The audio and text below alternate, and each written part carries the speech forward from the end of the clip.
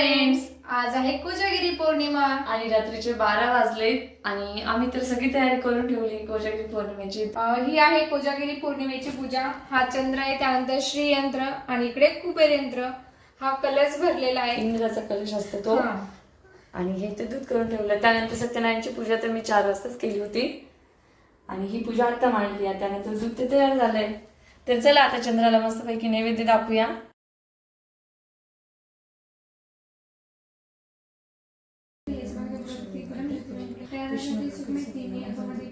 आमची पूजा करून झाली।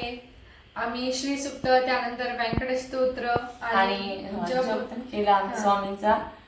तर आमची सेवा पण झाली, नैवेद्य पण झाला ना। आम्ही दोघी मस्तपैकी दूध घेतोय। त्या दोघांना पहिले दिले, त्यानंतर आम्ही दोघींनी घेतला। वाचायचं बाकी होतं त्यामुळे आमचा। आणि दूध पण एकदम मस्त झालंय, छान झालंय। कोजागिरीचं दूध एरी पण भारीच लागतं प्यायला। हो, बाय बाय।